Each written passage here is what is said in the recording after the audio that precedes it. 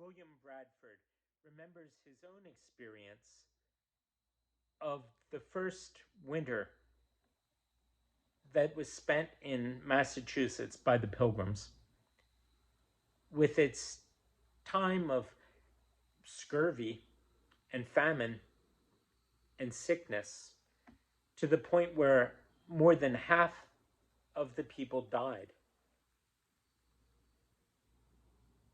He gives thanks for those that did what they could to care for others.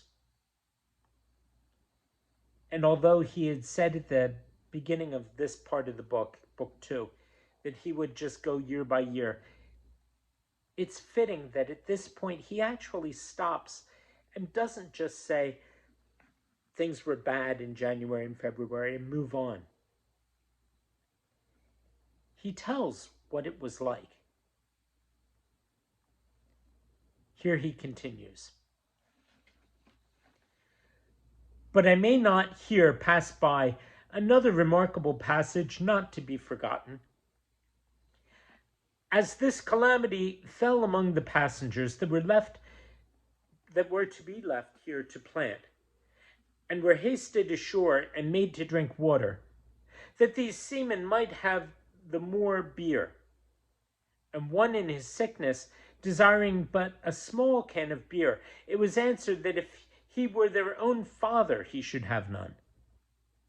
The disease began to fall amongst them also, so as almost half of the company died before they went away, and many of their officers and lustiest men, as the boatswain, gunner, quartermasters, the cook, and others.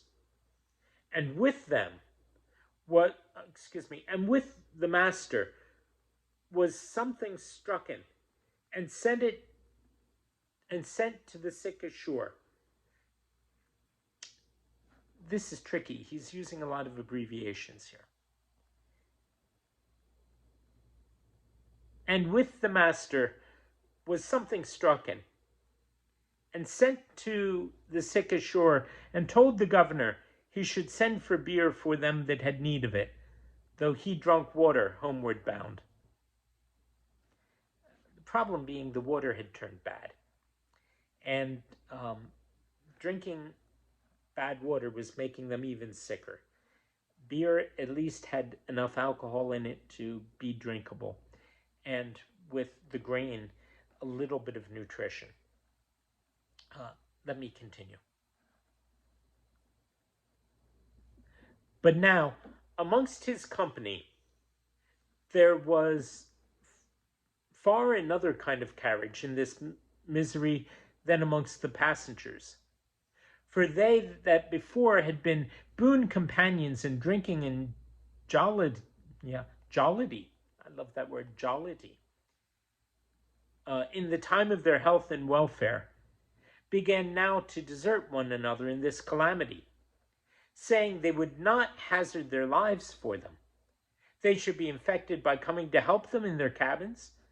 And so, after they came to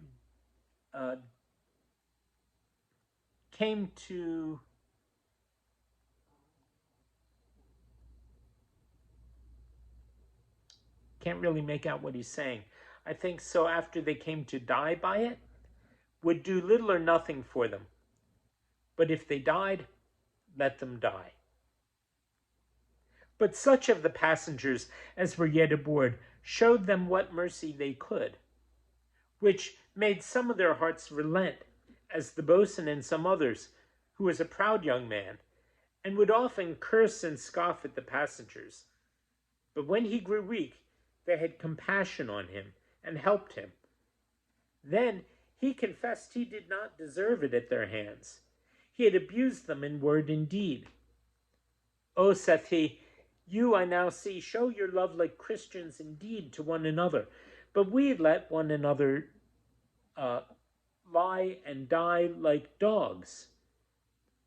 Another lay cursing his wife, saying if it had not been for her, he had never come to this unlucky voyage, and anon cursing his fellows, saying that he had done this and that for some of them, he had spent so much and so much amongst them, and they were now weary of him and did not help him, having need. Another gave his companion all he had, if he died, to help him in his weakness. He went and got a little spice and made him a mess of meat once or twice, and because he died not so soon as he expected, he went amongst his fellows and swore the rogue would cozen him, meaning trick him. He would see him choked before he made him any more meat, and yet the poor fellow died before morning. Quite a contrast. Let's stop there and think about it.